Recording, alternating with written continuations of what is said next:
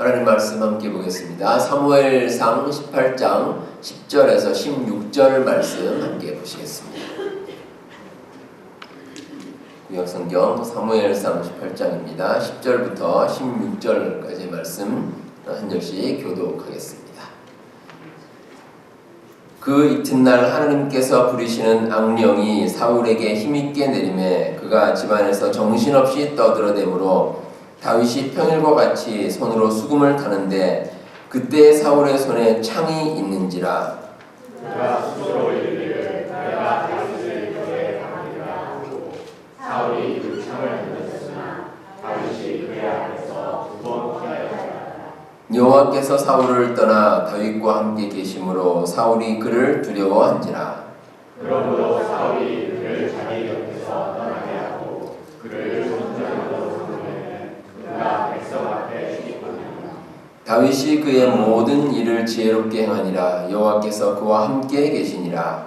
사울은 다윗이 그의 지혜롭게 행함을 보고 그를 두려워하였으나.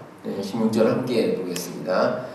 온 이스라엘과 유다는 다윗을 사랑하였으니 그가 자기들 앞에 출입하리 때문이었더라. 아멘. 옛날 속담에 사촌이 땅을 사면 배가 아프다라는 그런 속담이 있습니다. 요즘에는 이제 이 속담을 빗대어서 배가 고픈 것은 참아도 아픈 것은 못 참는다. 뭐 이렇게 이야기하는 분들도 있습니다. 그만큼 비슷하거나 아니면 경쟁 관계에 있는 사람이 잘 되면 마음이 편하지 않은가 봅니다. 그래서 만약 뭐 사촌이 아니라 예를 들어서 뭐 사돈의 팔촌쯤 되는 먼 잘 알지도 못하는 사람이 뭐 좋은 일이 생겼다. 그러면 오히려 별 관심이 없을지도 모릅니다. 지금 이탈리아에서 그 동계올림픽이 이제 진행이 되고 있습니다. 동계올림픽이 되면 저는 기억나는 선수가 있습니다. 한국의 그 피겨스케이팅 선수였죠. 김연아 선수. 오래전이죠. 벌써 2010년에 그 밴쿠버 동계올림픽에서 이제 금메달을 획득을 했는데 한국 선수로는 최초입니다. 최초로 이제 금메달을 땄는데. 근데 김연아 선수를 이야기하면 꼭 등장하는 일본 선수가 하나 있습니다. 그 아사다 마오라는 선수입니다. 이 두 선수가 나이가 똑같습니다. 나이도 똑같고 그래서 어릴 때부터 서로 라이벌처럼 경쟁 관계에 있었는데, 근데 매번 경기를 하면 늘 김연아 선수가 조금씩 앞서 나갔습니다. 그래서 그 올림픽에서도 김연아 선수는 이제 금메달을 땄고 그거보다 아사다 마오 선수는 이제 금메달을 획득하지를 못했습니다. 라이벌로서 서로 뭐 경쟁하는 것은 도움이 되겠지만 지는 쪽의 입장에서는 참 안타까울 것입니다. 사람이 살다 보면 이와 비슷한 일을 많이 겪습니다. 경쟁 관계인데 넘을 수 없는 벽과 같이 느껴지는 그런 상대방이 있습니다.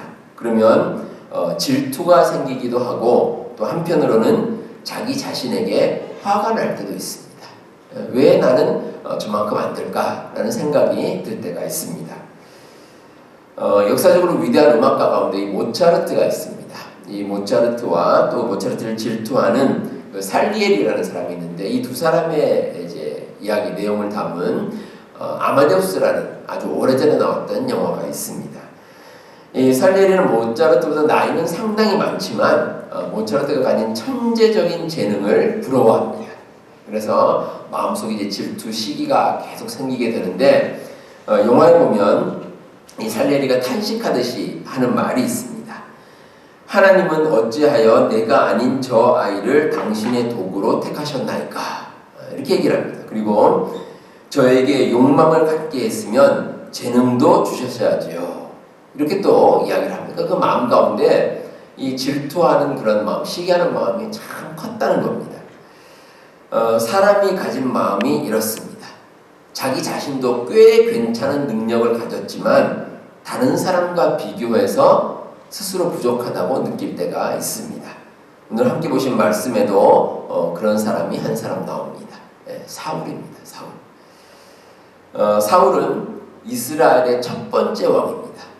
그러니까 이스라엘의 나라가 세워지고 첫 번째 왕이 되었을 정도로 아주 대단한 능력을 가진 사람입니다. 그래서 실제로 사울이 이제 왕으로 택함을 받았을 때 대단한 재능을 가지고 있었다. 이렇게 성경은 기록하고 있습니다. 사무엘상 9장 2절에 보시면 기스에게 아들이 있으니 그의 이름은 사울이요 준수한 소년이라. 이스라엘 자손 중에 그보다 더 준수한 자가 없고 키는 모든 백성보다 어깨 위만큼 더 컸더라. 자, 이 외모로 봐서도 아주 키가 황칠합니다. 다른 사람들, 일반 백성들보다 머리 하나가 덮을 정도로 상당히 장신이고, 그리고 능력도 아주 대단합니다. 지혜도 있고 또 전쟁도 아주 능하고 여러 가지로 다 잘하는 아주 대단한 사람입니다. 이런 외모와 능력에 더해져서 사울이 참 겸손하기도 합니다. 그래서 사무엘상 9장 21절에 보시면 나는 이스라엘 지파의 가장 작은 지파 베냐민 사람이 아니니까 또 나의 가족은 베냐민 지파 가족 중에 가장 미약하지 아니하니까. 그러니까 자기 자신이 실제로는 능력이 출중한데 겸손하게 이렇게 모든 사람을 대하는 아주 대단한 사람이었습니다. 자, 그런데 그런 사울 앞에 이 다윗이라는 새로운 인물이 나타납니다. 다윗은 블레셋과의 전투에서 골리앗을 물리치고 엄청난 승리를 거뒀습니다. 그래서 백성들이 다윗을 칭송하기 시작합니다. 그래서 백성들이 이제 노래 부르면서 하는 말이 다윗이 죽인 자는 천천히고 사울이 죽인 자는 천천히고 다윗은 만만이다. 이렇게 노래를 부릅니다. 그러니까 다윗이 대단하다. 이렇게 이제 이야기를 하는 거죠. 자, 여러분 같으면 이런 노래를 들으면 기분이 어떻겠습니까? 만약에 여러분들이 사울이라면. 뭐 예를 들어서 여러분들이 이제 김 집사입니다. 이렇게 이제 예를 들겠습니다. 그러면 여러 교우들이 하는 이제 노래가 김 집사는 천천히고 이 집사는 만만이다. 이런 노래를 누군가 부르면 뭐 나를 잘났다고 말하는 것 같긴 한데 마음이 좀 그렇습니다. 내가 만만이면 좋은데 왜 하필 나를 이렇게 얘기할까 하고 아마 뭐 기분이 이렇게 좋지 않을 수가 있습니다. 자, 오늘 말씀이 시작되는 구절이 그 이튿날입니다. 그 이튿날. 자, 이 날이 어떤 날이냐면 다윗이 골리앗을 물리치고 승리를 거둔 후에 여러 사람들, 여러 백성들 앞에 환영을 받은 날. 바로 그 다음 날입니다. 자, 여러분들이 아마 만약에 이제 사울이라고 한번 생각해 보시기 바랍니다. 자, 어떤 생각이 들었을까요? 이스라엘이 이겨서 기분은 좋습니다. 그렇게 힘들게 억지로라도 어떻게든지 이제 그 블레셋을 물리쳐야 되는데 다윗이 나타남으로 인해서 아주 그 모든 답답한 문제가 해결이 됐습니다. 뭐 기분은 좋죠. 그런데 한편으로는 다윗이 칭송받는 것 같아서 기분이 편하지가 않습니다. 마음이 답답합니다. 이 사울의 이런 마음 가운데 사탄이 파고들었습니다. 사탄이 사울의 마음에 파고들어서 마음을 더 힘들게 한 겁니다. 사실 이 사울은 벌써 이제 이미 영적으로 위태로운 상태였습니다. 다윗이 골리앗을 물리치기 전에도 이미 보시면 사무엘상 16장 14절에 여호와의 영이 사울에게서 떠나고 여호와께서 부리시는 악령이 그를 번뇌하게 한지라. 사울의 마음이 이제 흔들리고 있었죠. 악령의 지배를 받아서 흔들리고 있었는데 그런데 거기에 더해서 다윗이 탁 나타난 겁니다. 이제 그러다 보니까 마음이 더 힘들어졌습니다.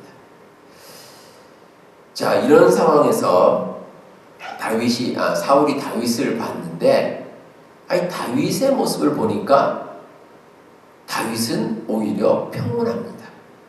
10절에 보시면 다윗이 평일과 같이 손으로 수금을 탔다. 이렇게 기록되어 있습니다.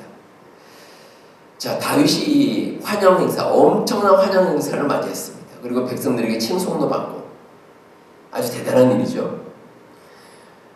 사울이 생각하기에 그 정도의 칭송을 받았으면 다윗이 아주 기고만장해야 되는데 근데 다윗을 이렇게 보니까 그 다음날에도 평소와 다름이 없습니다. 그냥 일상적인 그런 모습으로 사울에게 왔다는 겁니다. 자, 이런 모습을 보니까 사울이 더 얄미웠던 것 같습니다. 다윗이 오히려 막 자기가 자랑도 하고 그러면 그래 다윗도 뭐 그 정도밖에 안 되겠지 이렇게 넘어갈 수 있는데 다윗은 아무렇지도 않은 듯이 사울에게 와서 똑같이 행동을 합니다. 그러니까 사울이 더 마음속에서 기분이 더 나쁜 겁니다. 자, 이에 대해서 사울이 더 이상 참지를 못했습니다. 아마 사울이 제정신이 아니었던 것 같습니다. 이 다윗을 향해서 자기가 가지고 있던 창을 집어 던져버렸습니다. 그런데 2번씩이나 창을 던졌는데 다윗이 그 창을 피했습니다. 근데 이에 대해서 사울이 다윗을 두려워했다 이렇게 기록하고 있습니다. 왜냐하면 이유가 있습니다. 하나님께서 다윗과 함께 하시는 것 같았기 때문입니다. 자, 왜 그랬을까? 이유를 보면 알 수가 있습니다. 자, 지금 사울이 있고 다윗은 그 같은 방, 그 방 안에서 바로 사울 옆에서 수금을 타고 있습니다. 바로 옆입니다. 바로 옆이고 또 더욱이 다윗이 수금을 타고 있기 때문에 이 사울이 던진 창을 피할 여지가 없습니다. 열심히 수금 타고 있는데 사울이 창을 들어서 휙 던지는데 그 피할 정신이 어디 있겠습니까? 자, 게다가 이 사울은 창을 잘 던지는 사람입니다. 사울이 창을 탁 던지면 백발백중입니다. 그런데 다윗이 그 창을 피했습니다. 사울이 생각하기에 그냥 상식적으로 생각하면 다윗이 그 창을 피할 수가 없습니다. 근데 그 창을 피했다는 거, 이게 뭔가 하나님의 뜻이 있구나. 그래서 두려워한 겁니다. 자, 그러다 보니까 사울이 또 하나의 계략을 생각해냈습니다. 오늘 말씀 13절에 보시면 사울이 그를 자기 곁에서 떠나게 하고 그를 천부장으로 삼았다. 이렇게 기록하고 있습니다. 자, 이스라엘에서 이 천부장이라는 것은 이제 관리인데 어떤 관리냐면 주로 하는 일이 국경 근처에서 관리, 그러니까 그 군대를 인도하는 그런 관리입니다. 자, 이게 무슨 뜻이겠습니까? 사울이 다윗을 국경 근처로 보내서 아주 치열한 전투가 있게 해서 다윗이 전사하게 만들려고. 그렇게 해서 천부장으로 삼아서 너는 가서 그 일을 감당해라 하고 이제 다윗을 보내버렸습니다. 그러니까 사울의 마음속에는 다윗이 뭐 전문적인 그런 군사도 아니고 대장도 아니기 때문에 이렇게 저렇게 갔다가 전사할 수도 있겠지라고 생각했는데 근데 이게 웬일입니까? 오늘 말씀해 보시면 사울의 기대와는 정반대입니다. 다윗이 천부장으로서의 모든 일을 지혜롭게 잘 해냈다 이렇게 나옵니다. 그러니까 사울이 의도한 대로 전혀 되지를 않았습니다. 자, 여러분, 그러면 이런 상황에서 사울이 어떻게 해야 됩니까? 어떻게 해야 될까요? 다윗이 잘 되는 걸 보고 있자니 계속해서 인간적인 질투가 생깁니다. 자, 그렇다면 사울이 가진 마음의 방향성을 바꿔야 됩니다. 방향이 달라져야 됩니다. 질투가 아니라 사명을 먼저 생각해야 됩니다. 오늘 설교 제목이 질투가 아닌 사명으로입니다. 오늘 말씀에 나오는 이 사울은 질투하는 마음이 강했습니다. 이제 다윗이 새롭게 등장했는데 마음이 힘든 겁니다. 질투와 시기가 커졌는데 사실은 사울이 질투를 생각하는 것이 아니라 사명을 중심으로 자기의 삶을 새롭게 돌아봐야 됩니다. 자, 그렇다면 사울이 과연 사명을 가지고 어떤 마음, 어떤 행동을 해야 됐을까? 오늘 말씀을 통해서 두 가지로 나눠서 함께 한번 살펴보도록 하겠습니다. 자, 먼저 모든 사명, 우리가 받은 모든 사명은 하나님께서 주셨다는 사실을 잊으면 안 됩니다. 하나님께서 주셨습니다. 저와 여러분들이 받은 은사가 있습니다. 이 은사라는 것은 내가 다른 사람들보다 조금 더 잘할 수 있는 것. 그게 은사입니다. 그런데 은사와 함께 꼭 따라오는 게 있습니다. 사명입니다. 사명. 우리가 은사를 받았다면 그 은사에 합당한 사명을 감당해야 할 것입니다. 우리가 섬기는 교회도 그렇습니다. 우리 교회 보시면 여러 부서들이 있습니다. 그 중에서 예를 들어서 예배부면 이제 예배를 준비하는 역할이죠. 그리고 찬양대, 찬양팀, 이 찬양을 준비합니다. 그리고 친교부는 또 우리 친교를 위해서 힘쓰고 또 교육부는 주일학교를 위해서 또 열심히 노력하는 그런 부서입니다.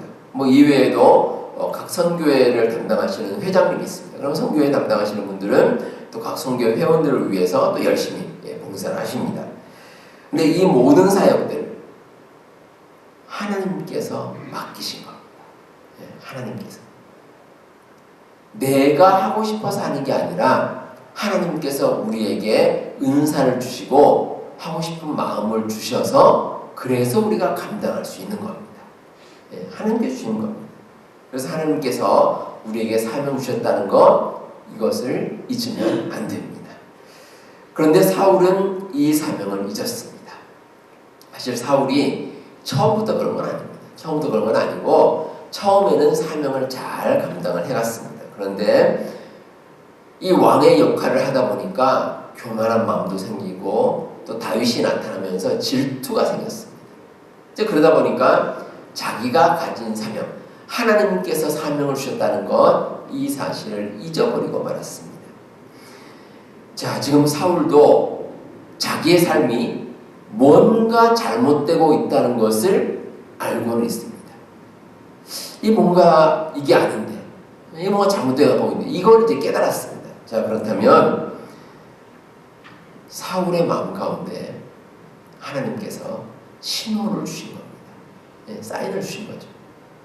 그 마음 가운데 찔림을 주시고 깨달음을 주셨습니다. 그렇다면 돌이켜야 됩니다. 내가 받은 사명이 있지. 하나님께서 주신 사명이 있는데 그 사명을 감당해 나가야지 라는 생각을 가져야 되는데 사울은 그렇지가 못했습니다. 제가 언젠가 예전에 있었던 교회에서 그 한국의 아주 유명한 그 연예인들이 있습니다. 뭐 가수도 있고 뭐 영화배우 이런 분들이 있는데 이런 분들로 구성된 찬양팀이 하나 있습니다. 이 찬양팀이 제가 섬기는 교회에 와서 찬양 집회를 인도를 했습니다. 뭐 여러분들도 이름만 들으면 다 아실 그런 연예인들이 이제 많이 왔습니다. 제가 보니까 제 주변에 그런 분들 거의 만나지 못했는데 여러 사람들을 이제 보니까 좀 신기하더라고요. 좀 신기하게 됐는데 근데 제가 그분들을 지금도 잊지 못하는 것은 사실은 다른 이유 때문입니다. 찬양 집회를 준비를 하는데 정말 이분들이 최선을 다하는 모습이었습니다. 정말 최선을 다합니다. 이분들이 그래도 유명한 그런 뭐 가수고 이런 분들이기 때문에 사실 뭐 평소 실력만 해도 충분히 다 해낼 수 있습니다. 그런데 정말 열심히 연습합니다. 정말 열심히 합니다. 그리고 또 한 가지는 이분들이 뭐 특별한 대우를 원하지 않습니다. 다른 뭐 스텝이나 다른 우리 교우들하고 같이 식사 같이 하고 또 뭐 같이 지내면서 그 모든 일들을 감당을 하더라는 겁니다. 기도 열심히 하고 또 그런 가운데 자기를 드러내는 게 아니라 한 팀으로 열심히 찬양하는 제가 그런 모습 보면서 참 많은 은혜를 받은 적이 있습니다. 우리 오늘 점심 식사 후에 우리가 각 부서별로 모임을 가집니다. 모든 부서는 하나님께서 우리에게 맡겨진 사역을 잘 감당하기 위해서 만들어주신 부서입니다. 하나님께서 우리에게 봉사의 자리를 주셨다는 거 여러분들 잊지 마시기 바랍니다. 우리가 받은 사명, 이 사명은 하나님을 높이는 것이고 또 하나님 안에서 우리가 그 사명을 온전히 감당할 수 있습니다. 우리 여러분들 이 진리를 잊지 마시고 우리에게 주어진 모든 사명들 잘 감당해내는 우리 모든 성도님들 되시기를 바랍니다. 두 번째로 우리가 자신에게 주어진 사명들, 이 사명들을 소중히 여겨야 한다는 것. 이게 두 번째 교훈입니다. 자, 우리가 누군가에 대해서 질투심이 생기고 시기가 있을 때 꼭 생각해야 될 것이 있습니다. 하나님께서 이 세상에서 나에게 주신 은사와 역할입니다. 다른 사람이 아닙니다. 세상에 다른 사람이 아니라 나에게 특별히 주신 역할이 있습니다. 사울은 말년에 이 역할을 잊어버렸습니다. 이 진리를 잊었습니다. 이 사울에게도 하나님께서 정말 차고 넘치는 은사를 주셨습니다. 근데 사울이 잊어버렸습니다. 자기 자신에게 주신 그 귀한 은사를 잊어버린 겁니다. 사울은 삶의 중심을 잃어버리고 자기가 받은 그 사명의 소중함도 역시 잊었습니다. 우리 모두는 각자 받은 은사가 있습니다. 이 은사는 크고 작음이 없습니다. 그리고 높고 낮음도 없습니다. 따라서 각자 받은 자리, 각자가 서 있는 자리에서 최선을 다하면 됩니다. 그 사명이 정말 중하고 소중하기 때문에 그렇습니다. 자, 그런데 문제는 인간이 가진 욕심입니다. 우리 다 욕심이 있습니다. 그래서 남과 비교하면서 흔히 하는 말이죠. 남의 떡이 커 보인다. 그러죠. 남이 가진 게 더 커 보입니다. 자꾸 그게 눈에 들어옵니다. 근데 우리가 하는 일은 참 다양하죠. 여러 가지 일이 있으니까 우리가 다른 사람 신경 쓸 이유가 없습니다. 우리가 살면서 또 교회 봉사하면서 가끔 이런 얘기를 합니다. 내가 상처받았다. 상처받았다. 이런 얘기를 하는데 사실 그 상처를 받게 되면 신앙생활에 여러 가지 어려움을 겪을 때가 있습니다. 근데 여러분 잘 생각해 보시기 바랍니다. 우리가 상처를 왜 받습니까? 상처를 왜 받을까요? 내가 가진 것에 대한 집착 때문입니다. 집착. 우리 스스로는 내가 생각하는 나에 대한 모습이 있습니다. 딱 이런 모습이 있습니다. 이 모습이 뭔지 아십니까? 이게 소위 말하는 자존심입니다. 자존심. 내가 생각하는 나의 모습이 있습니다. 그런데 누군가가 내가 가진 그 모습을 건드립니다. 그러면 쉽게 말해서 자존심이 상합니다. 그래서 그 자존심 상한 게 결국 연결돼서 상처받았다. 이렇게 이제 이야기를 하는 겁니다. 그런데 여러분 이런 자존심보다 더 중요한 게 있습니다. 하나님께서 주시는 자존감입니다. 자존감. 누가 뭐라고 해도 나는 하나님께서 택하신 사람이다. 이 생각을 가지면 다른 사람들이 뭐라고 해도 흔들리질 않습니다. 왜냐하면 나는 그만큼 귀한 존재니까. 세상 무엇보다 천하보다 바꿀 수 없는 것이 나의 존재입니다. 그 귀한 존재인데 누가 몇 마디 했다고 해서 마음이 흔들리고 그럴 필요 없습니다. 전혀 그럴 필요 없습니다. 흔히 하는 비유가 여러분들 아마 비행기 타보시면 비행기 타면 어떻습니까? 높은 데 올라가면 지상을 슬쩍 내려다보면 다 조그맣게 보입니다. 사람들도 조그맣게 보이고 지나가는 자동차들 집도 그렇고 다 정말 작게 보입니다. 우리가 똑같습니다. 우리가 정말 하나님께 주신 마음을 가지면 그러면 우리가 생각할 때 다 소위 말하는 도토리 키재기입니다. 다 똑같습니다. 그리고 우리가 상처받을 일이 전혀 없습니다. 제가 말씀 서두에서 그 김연아 선수와 아사다마오 선수에 대해서 말씀을 드렸습니다. 그 밴쿠버 올림픽에서 이제 아사다마오 선수가 아마 김연아 선수가 금메달 따는 거 아마 옆에서 봤을 겁니다. 그러고 나서 이제 드는 생각이 나는 앞으로도 김연아 선수를 이기기가 힘들겠구나. 아마 이런 생각이 들었을지도 모릅니다. 그리고 실제로 은퇴할 때까지 김연아 선수를 넘어설 수는 없었습니다. 하지만 그렇다고 해서 이 아사다마오 선수의 삶이 의미가 없는 삶인가? 그렇지 않습니다. 한 사람의 삶은 다 의미가 있습니다. 어떤 식으로든지 의미가 있습니다.